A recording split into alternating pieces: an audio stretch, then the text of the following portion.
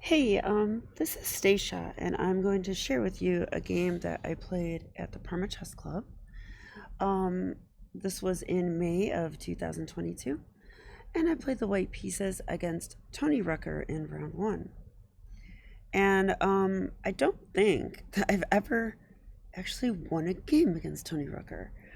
He's usually about 1700, and he's what I would consider a very practical player, a fast player, and well, resourceful. Let's call him resourceful, because he won't play the best moves necessarily, especially in the opening.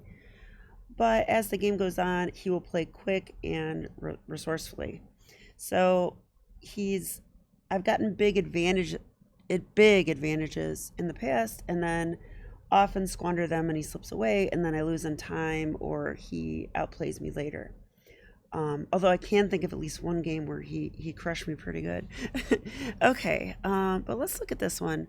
Um, I played 1e4 and he likes the Caro-Kann with c6.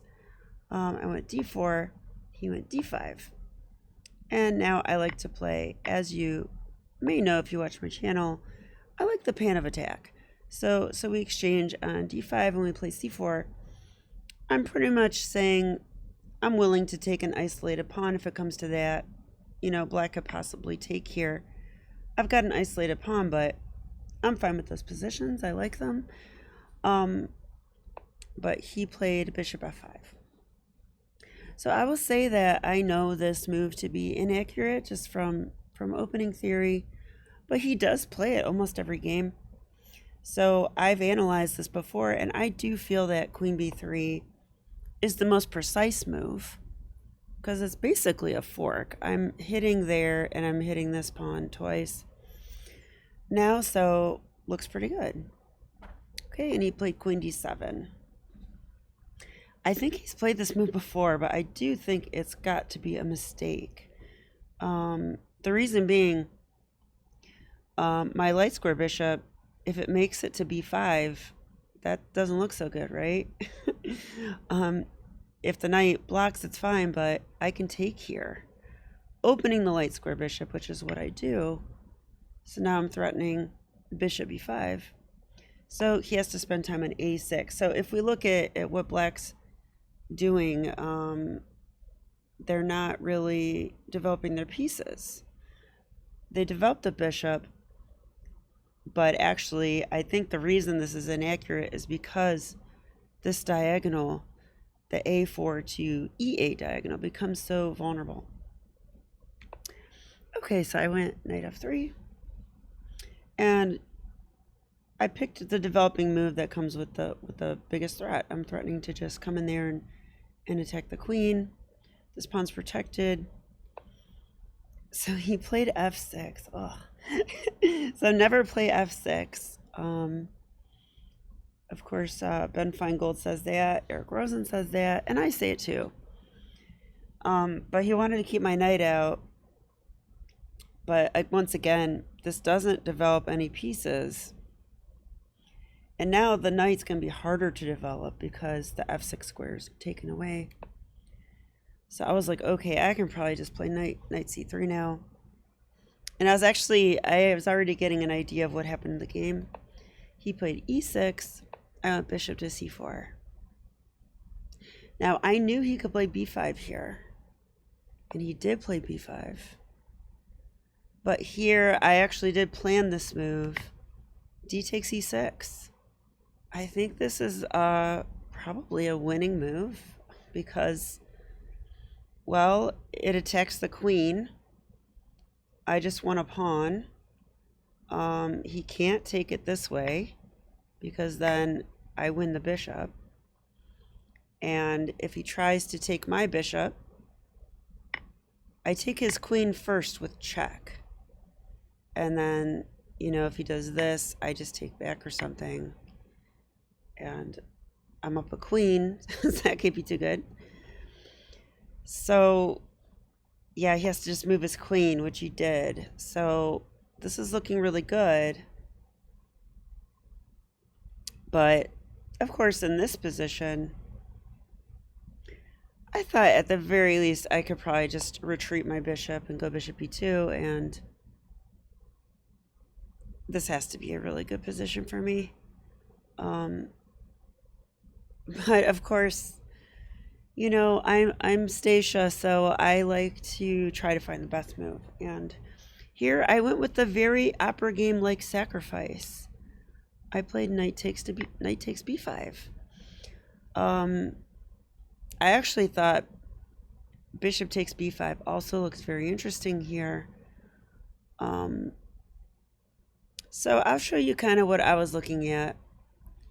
I thought if bishop takes, knight or pawn takes, and knight takes, I am attacking the queen, but the queen can probably move away again. And I don't have much of a follow-up there. I thought I am holding onto that pawn, which is nice, but I could probably develop castle and go from there. And I do think black will be able to untangle a bit. So that wasn't the best choice, I didn't think. So I tried this way too. And I thought if I take with the bishop, I thought he might go here. And he's kind of ready to take my pawn now. And yeah, I wasn't sure what to do here either. So then I started looking at, what if I go knight takes, but I take with the queen instead? This looked more interesting to me because it's sort of a fork, first of all, but not really, because my bishop will be hanging if I take the bishop on f5. But now I thought if he tries this move, I could actually go here because my bishop is holding onto that pawn. And we start to see that the king is very short on squares, right? Like getting very short on squares. And like if here, I wonder if I could try this. The rook's hanging. So I thought all of this was pretty interesting. So that is what I played. Now I want to turn the engine on because I want to know what it thinks about this. Okay, it likes both these moves almost equally, but it likes knight takes the best. Okay. Wow, so I did find the top engine move here. Let's look at bishop e2 real quick. It likes this too. It says +7. The other ones are +8. So, okay, here, wow, it likes taking with the bishop the best. So I was worried about this move, but you know what? Probably the reason that the engine likes it is the king is blocking the bishop. It's blocking the knight. That is quite terrible now that I think about it. So even though there's no immediate crush here, the black pieces are very awkward. And I might be down a piece, but I also have pawns for it, don't forget. Yeah, look how many pawns I have. Wow, a lot of pawns. So yeah, the sacrifice is completely sound. Okay, but let's look at my way. I went here. Now, I thought he might go king e7, or I thought he might go queen c6. And then I had a really interesting move to me in mind. It's a retreating move. Yeah, queen b3. Why is this move good? Because I'm threatening bishop b5 again, pinning the queen to the king. So I actually like that quite a bit. And I like this holding on to e6. You know, so I kind of have the choice to play violently and try to checkmate him. Or I have the choice of playing like d5, holding on to these strong, like, connected past pawns and just playing positionally like that. So everything's winning, basically. He played king d8, avoiding that pin. So I'm like, okay, let's castle. You know, let's get the rest of my pieces in the game like Morphy would. Bishop d6. Okay, I went d5. I mean, why not play d5? It comes with tempo on the queen. The queen stepped away. Bishop e3. Once again, I'm developing with tempo. Why? Now I'm threatening bishop b6. Again, winning the queen. So he moved the king again, blockading my pawn. Okay, I played this tempo move. Let's see what the engine thinks about this. Other moves I considered here. I considered rook a to c1. Just lining up with the queen and getting my rook in the game. But I did also like this because the queen starts to get very short on squares here. Like, I think she has to go there because I could potentially put this bishop here. The bishops are raking into the black position. And if my bishop comes here, the queen's like almost trapped. The rook's coming there. I didn't like calculate exactly, but I just felt like that's an idea I can play for. Yeah, so he did go queen c8. Yeah, and of course, I mean, I'm finding a lot of good moves, like precise moves, especially the sacrifice. So I was spending time, I'm not going to lie. I just spent quite a bit of time.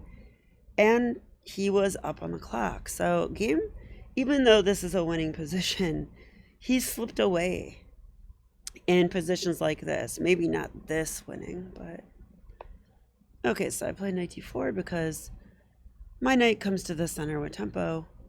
I might play this check at some point, which kind of prevents the knight from developing. Okay, bishop e4. I thought this can't be good because now I bring my rook out with tempo. He went bishop g6.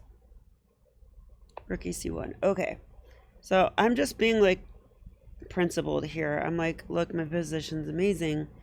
I'm going to get all my pieces in the game and then decide what I want to do and calculate more. He played queen to f8. Okay. Yeah, did I have a threat here? I'm kind of wondering if I did.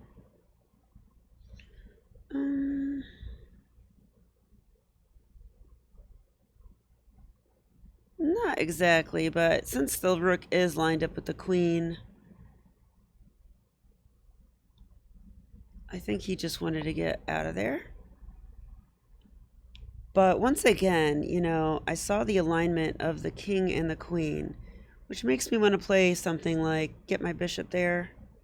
Can't do it yet, but, you know, these are the ideas I was looking for sure. So I played knight b5. Yeah, because now I'm threatening knight takes bishop, king takes. Am I? Let's see.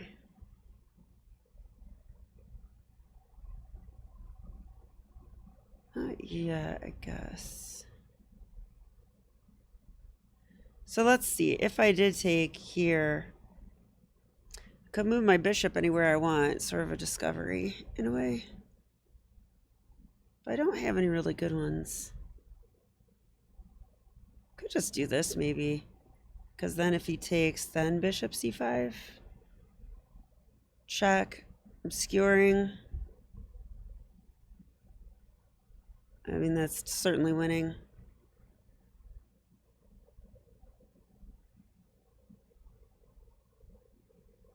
Yeah, and then once I take the queen,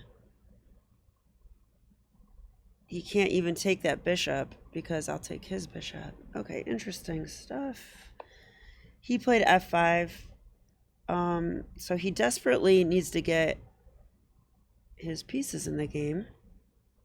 And probably he didn't like the look of this move. I don't really blame him. That knight wouldn't be doing much on h6. So he decided to go f5 so that he can get his knight in this way.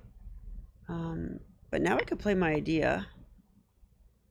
So I did play knight d6. He played knight f6. But now, yeah, now I have discoveries, right? Because if I move my knight away and then play bishop c5 check, I get a skewer. So knight takes f5 check.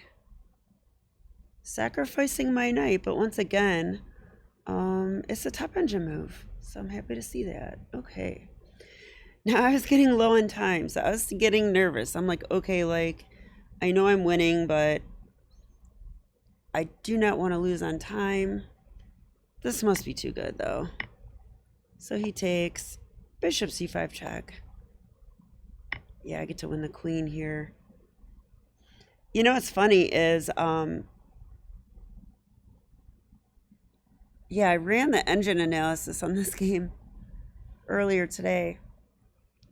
I had one inaccuracy the whole game, which makes me feel so good. It makes me feel like I'm really getting somewhere with my chess.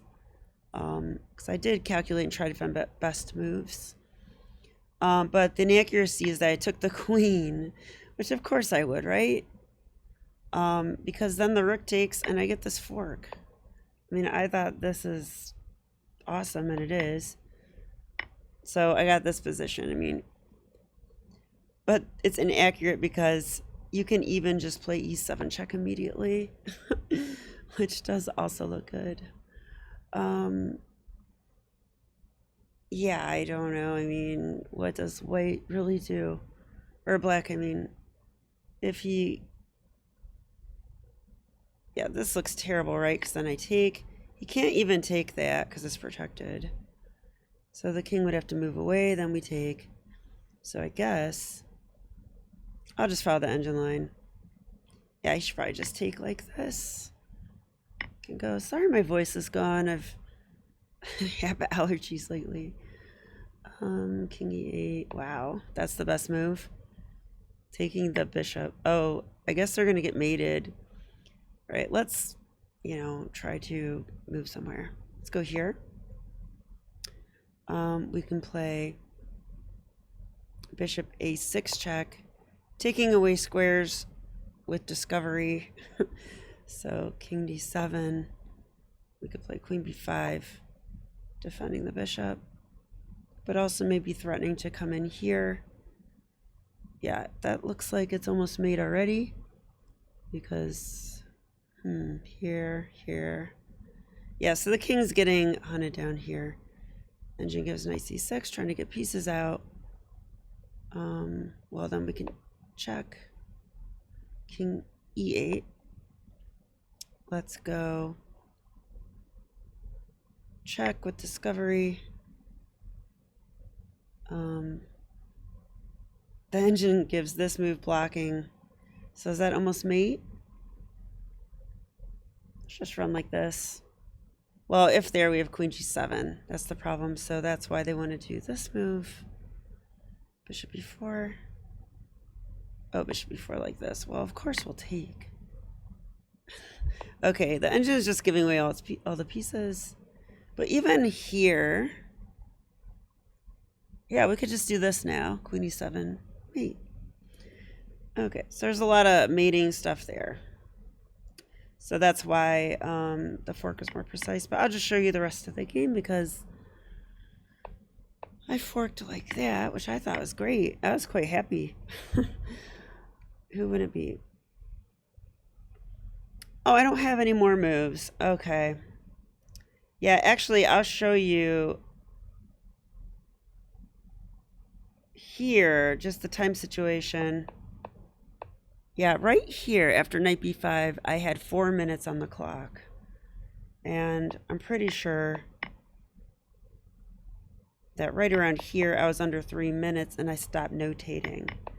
But yeah, it's a pretty easy win from here. So yeah, so once again, I can't tell if this or the game against Darrington at Parma are the best game I ever played. Probably the one against Darrington because the reason I'm going to say that is because, well, Tony Rucker did not play this opening very well. Bishop f5, not so good. Queen d7 is probably close to a blunder. You can't play queen d7. And f6. I think between those three moves, he's probably already just lost. And that is what I thought during the game. And guess what? The engine says plus 6.8 for white. But it does take some precision to keep that advantage, which I did do. So I'm very pleased with the way I played the game and the way I finished it. So hope you enjoyed this one. I'll definitely share some more games. My next game was also pretty good. And the third game I'm not happy with at all. Where I lose to a 1500, I'm going to say that. But a promising 1500 who's improving pretty rapidly. But we're definitely going to look at that game and see what we can learn from that one. Don't want to just show you my happy moments on my chess journey, because that's not how chess journeys are. It's not like you win, win, win, you gain a bunch of rating. No, you win, you lose, and everything in between. But the important thing is to learn from every game and be persistent and be objective. So this is Stacia, and I hope you enjoyed this. I'll see you next time. Okay, bye.